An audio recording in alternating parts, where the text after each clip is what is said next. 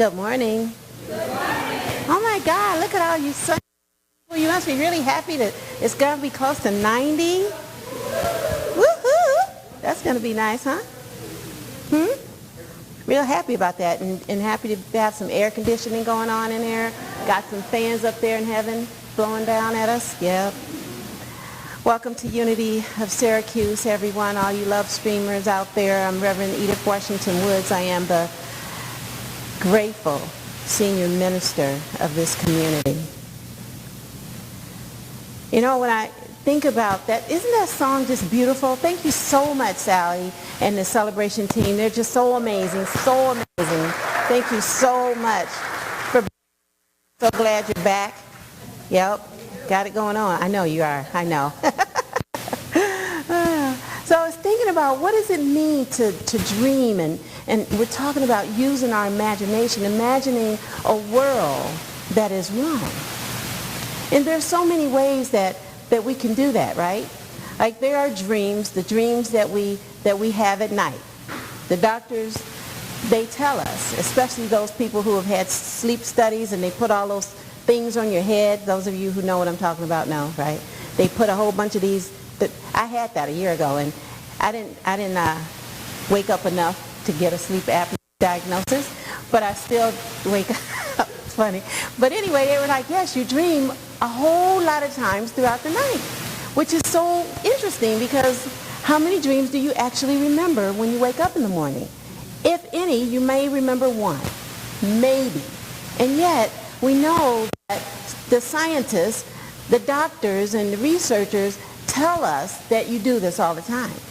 But what about the dreams that we dream every day during the day? Some people call it daydreaming. But really, daydreaming in the daytime is using a form that we call our imagination. Now, I'm going to tell you a story about someone, but I want you to, if you are around, when I was growing up, they used to call them deaf people, D-E-A.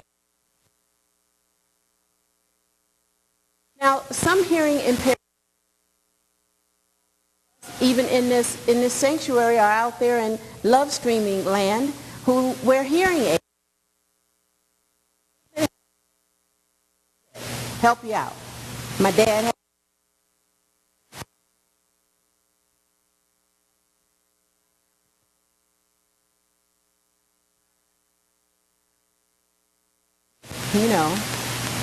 Prince, and so I kind of wonder if I'm setting myself up. But hearing aids work, right? And then you have people who aren't even able to use a hearing aid. They can't hear at all. And they do sign languages and things like that. Well, this gentleman that I have been researching, he had a number of people in his life, his mother and his some students that he had who were hearing impaired. This person was Alexander Graham Bell.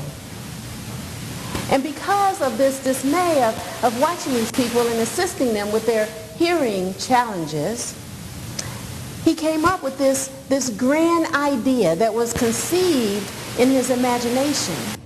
And he called it electronic speech. And with electronic speech, he developed it while he was visiting his mother in Canada. I don't know what's going on, but I'm going to keep talking. This led him to create, well, he invented the microphone, and then he invented something he called the electronic speech machine. The electronic speech machine. You know what? It became the first telephone. So it kind of looked like this. For those of you who can see that, am I switching to this now? Oh my goodness. Does that mean I can't move? Turn off the other one? Okay, I'm turning off now.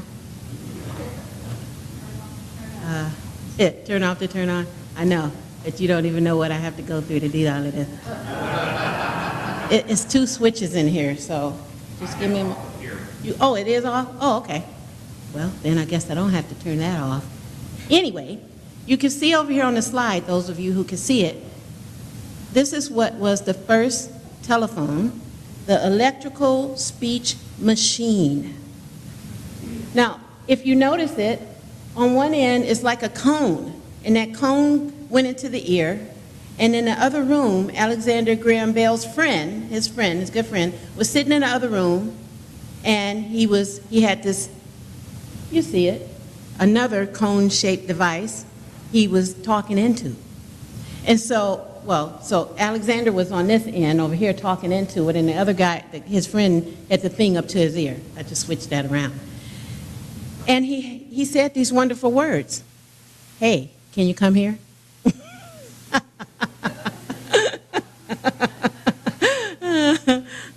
That's funny, isn't it? And that's how it started. And he started it because he really wanted to assist people. You know? That's what we really all want, isn't it? We want to assist people. We want to serve people. But in order for those things to happen, we have to be present to a power within us. That there's this power within us that is moving it all forward. Moving it forward. So as time went by, many people started thinking about what can I do other than just having that thing?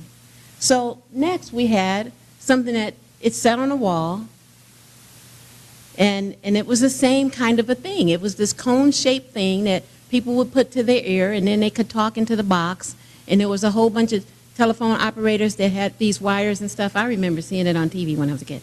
And they could do that. Yes. And so more kept happening, and people were using their imaginations to create what could be possible, and we got to this one. It's a little dark, but I had one, my grandma had one of those when I was a kid. I don't know about you guys. Black, rotary. You have to put your fingers in it and hope that your fingers wouldn't get stuck in between the thing.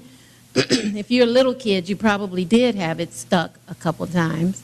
And you had to ring all 7 numbers. Then it was only 7, not 10. And and it go back. Yeah, I know, that was so much fun. And it had a cord attached to it. The cord was attached to the thing. And then we had, let's see, I got a little show and tell. This one was on the wall. My grandma had one on the wall like this, and it sat right underneath her chair, right above her chair. And she could just get up and pick it up and say, hello, how you doing? You know, talk. And then after that, they even had one that didn't have a cord. It didn't have a cord. They called it cordless ones.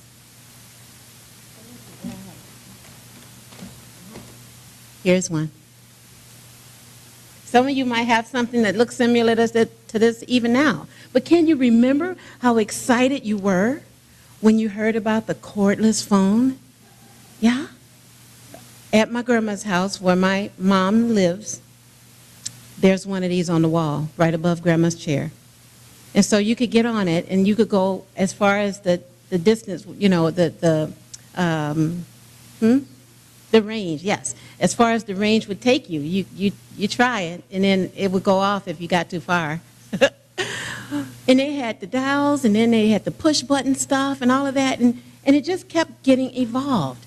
That's how our imagination works. Our imagination just takes us to the next level, and the next level, we think we have the best thing, right? Like Alexander Graham Bell thought, this is it. This is going to revolutionize what it means to talk to another person and communicate. And the people who have hearing impaired abilities, that this is going to help them so much. But look at what it has done. And look at how many more people tagged on to it. That is more than just 2 ends with a wire between it. That we can communicate worldwide. that actually communication can happen in a satellite, with the astronauts up there, and they could talk to us down here, and there's no wires, none. It shows how we are so connected, but we don't tend to remember that. When we're hearing things that seem to upset us, when we're talking to family members that, push our buttons like I talked about last week, that we have the button pushing people. But they are really the ones who are teaching us how to use our imagination in bigger, bolder ways.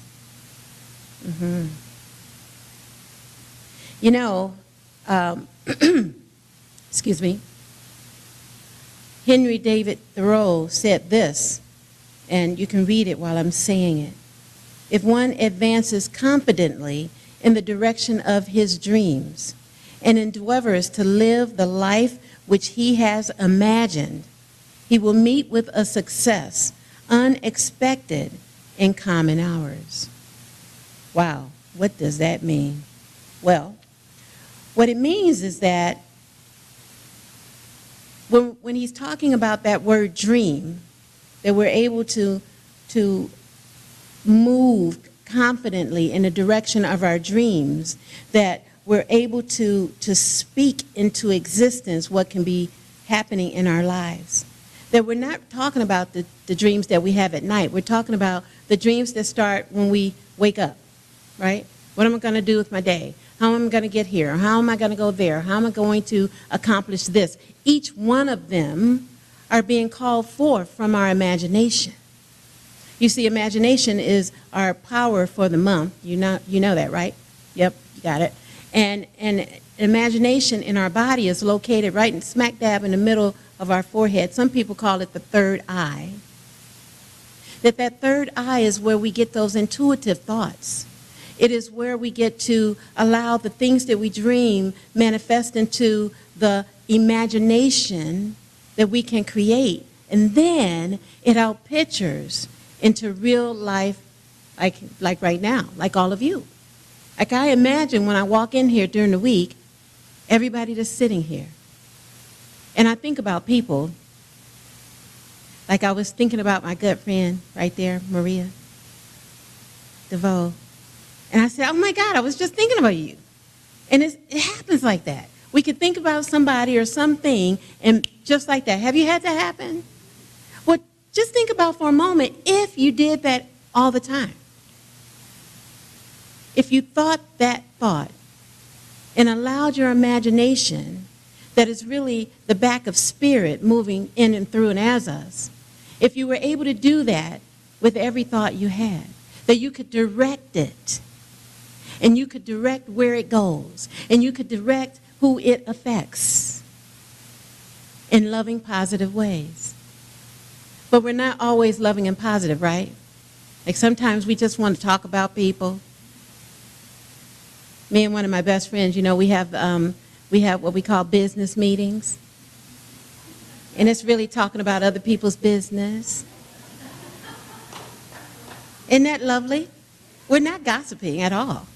We're saying, do you want to have a business meeting today? And then we do. It's so funny. It's quite fun when you call it something different, right? Yeah. It's just between us two, right? Ma Bell, well, I was thinking this morning, why do we call it Ma Bell when Pa Bell is the one who invented it? Maybe she gave him the idea. So remember I was talking about in the beginning, he went to Canada to visit his mom who was hearing impaired. Maybe she is really Ma Bell. So we always get to think about what is behind something. Why do people do the things that they do? We always have a reason. We always have a purpose. And if our purpose is to have us be connected in more deeper, profound ways, why not just pick up a phone? Why not create in our minds a thought that is positive? Why not create a way of being that radiates out from us such that everyone around us know it? They know, wow, that person is full of light. Wow, that person is really shining. wow, I want to be like them, such that we are the examples of who we wish to see. So I say to you, dream big. Dream big. Dream big, bold, bright, vibrant ways. In ways that allows us each to be who we came here to be. That we are able to allow people to be who they came here to be, so that we all get to do that together. You know, in our imagination, we're able to see things manifest in any moment of every day. Now, our Bible verse for today can assist us with what I'm talking about, and you can read it while I'm reading it from my paper. It is from Ephesians chapter 3, verse 20, and here's what it says. Now, glory be to God, who by his mighty power at work within us is able to do far more than we would ever dare to ask or even dream of, infinitely beyond our highest prayers, desires, thoughts, or hopes. Do you think that's true? Do you really, really think that's true? Because there is a presence. Now, I know it says his up there on the screen. That's all right. That's what it says in the Bible. And, you know, they had a lot of male pronouns back then. Imagine that it's talking about us. That when we acknowledge the power of the presence that works in us and allow that presence to work as us and through us, then we can dream big. That anything that we want, that we can see it happening. That when we acknowledge that presence, and that's just an acknowledgement, oh, thank you for living inside of me today, oh Spirit.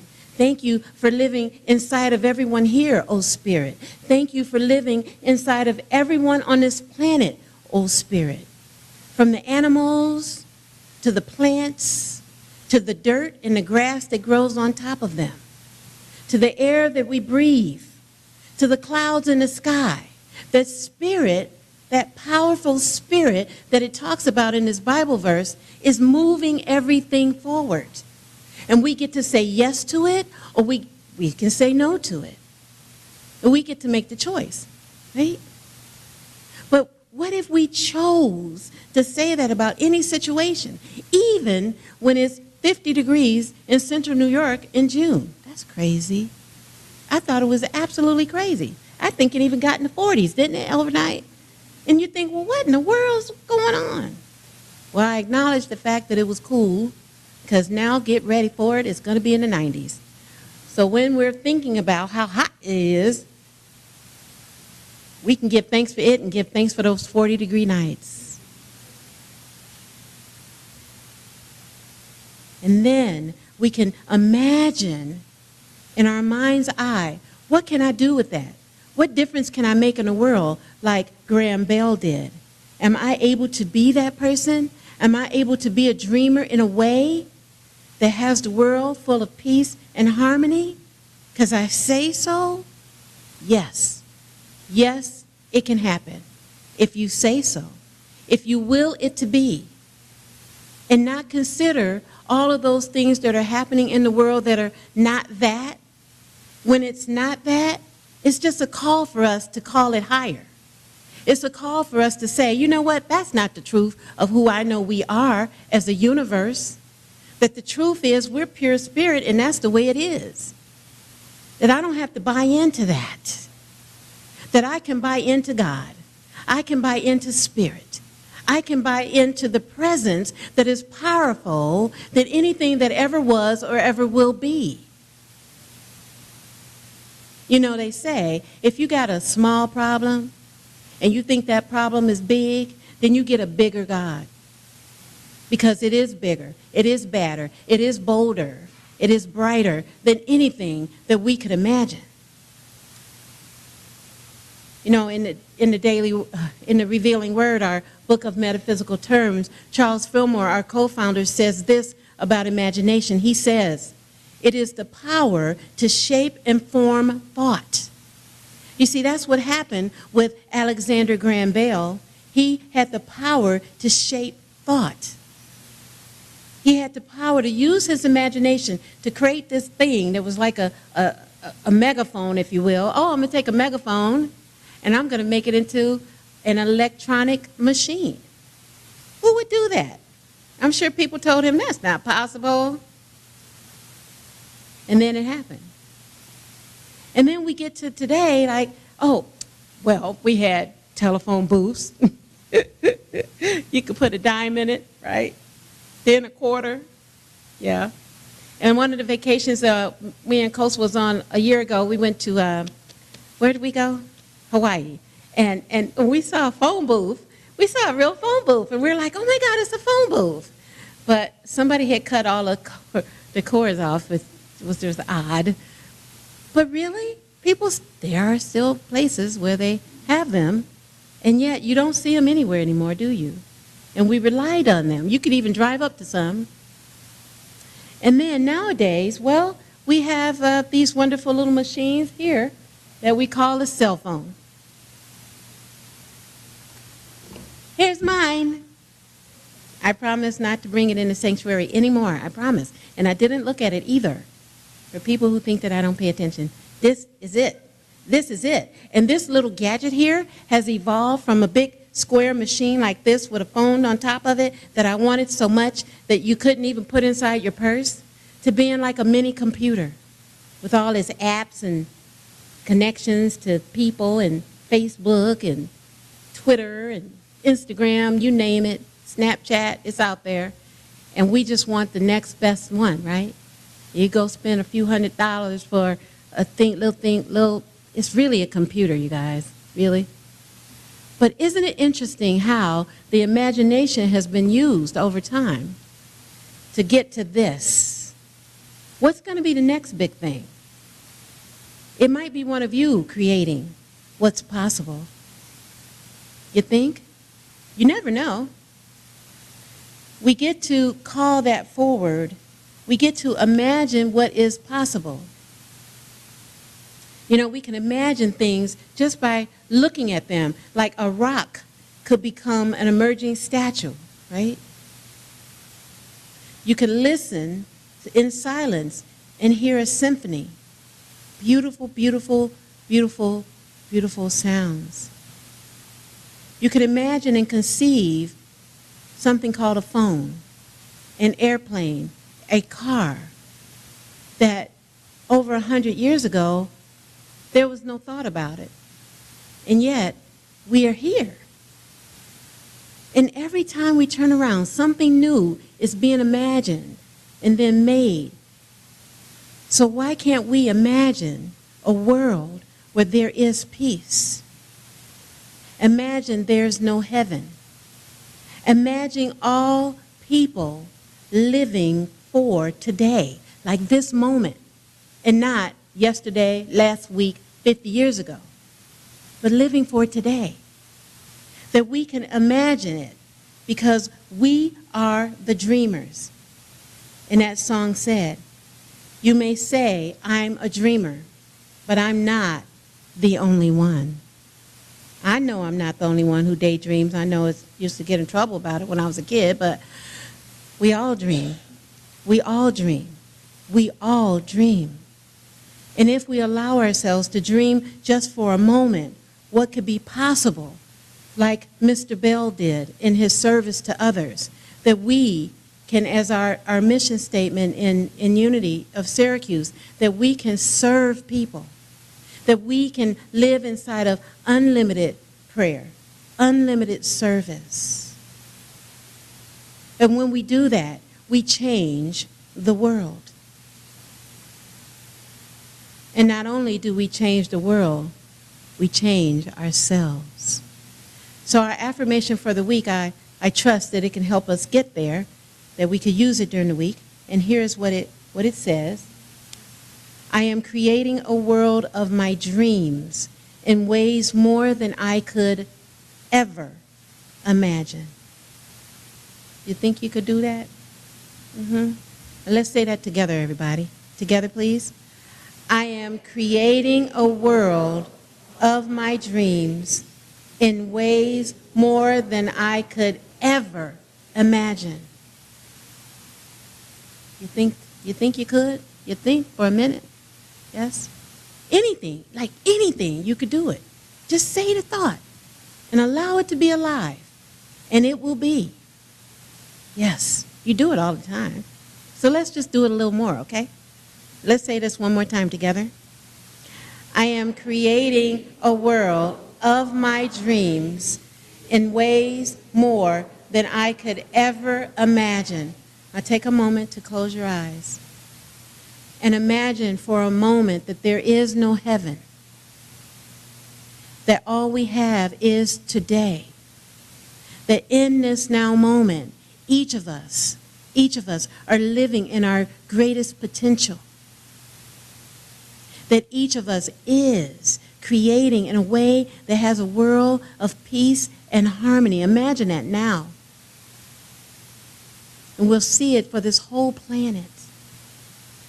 And when you open your eyes, we'll say it again together, and just with it, pour in all of the dreams, the imagination, whatever it is you can think, pour that into these words as we see it for our world.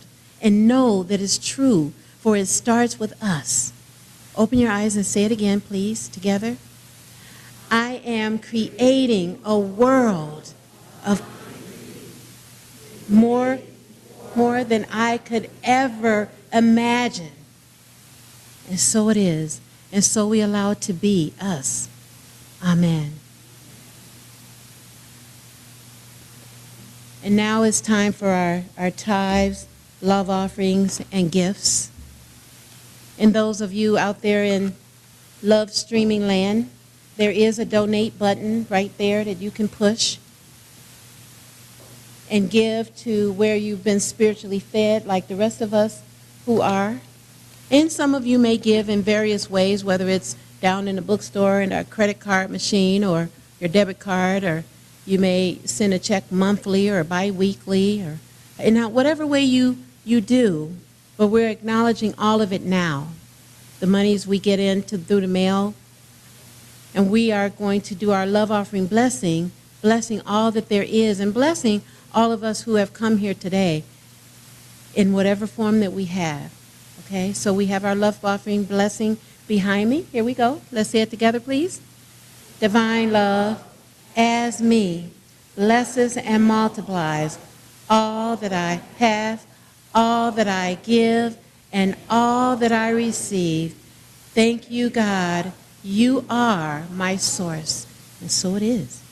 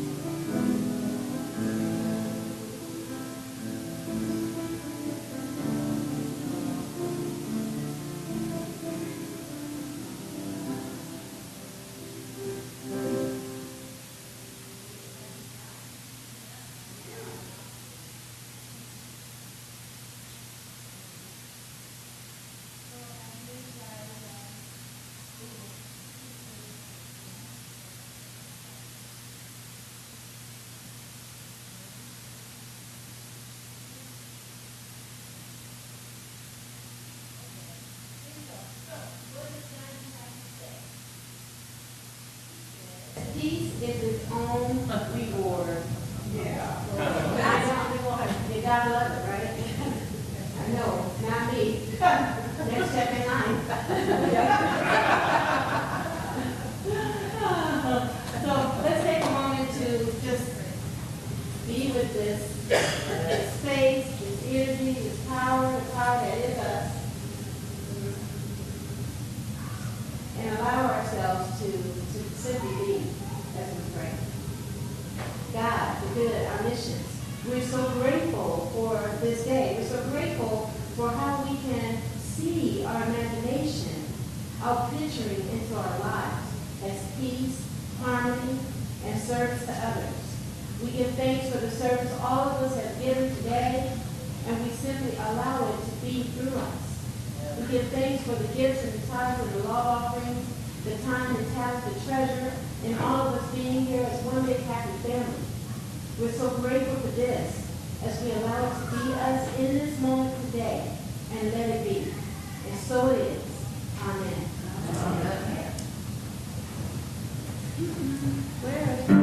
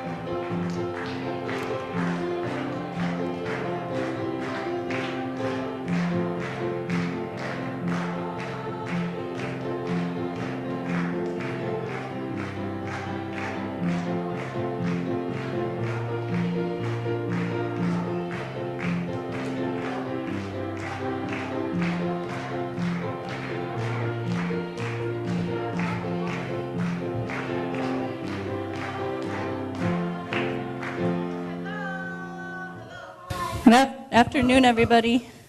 Sorry. How was everybody? Good. Awesome. So we were a lively bunch today. And we talked about how we could be more peaceful. And we talked about how we can bring more peace into the world. And so I'm going to sit over here with Todrick. Todrick, how are you going to bring more peace in the world? I'm going to bring more peace by keeping everyone entertained and joyful, I guess.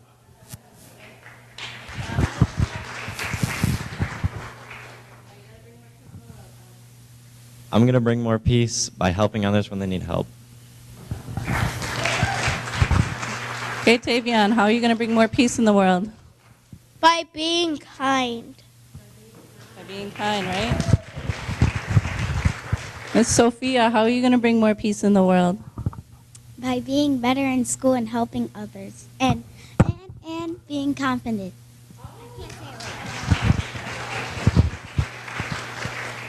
So we had a really good discussion, and we helped paste the hands on the brick wall. So it's downstairs hanging if you guys like to admire it. So that many hands can build a wall, but many hands can break down a wall. And the power of love is much stronger than anything else. Yes. Yep. Our children's blessing and affirmation. Let's say that together, please. Bless our children wherever they are. We see them surrounded by love and light throughout the week. We have a thriving, expanding youth and family ministry. Yes, we do. And the prayer for protection.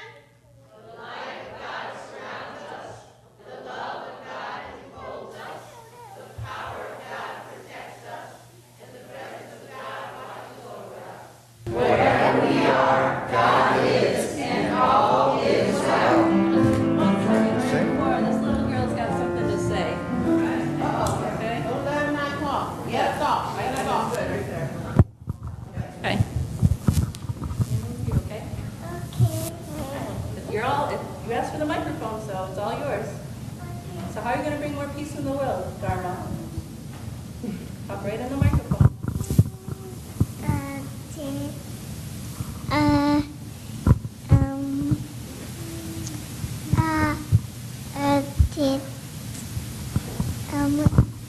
and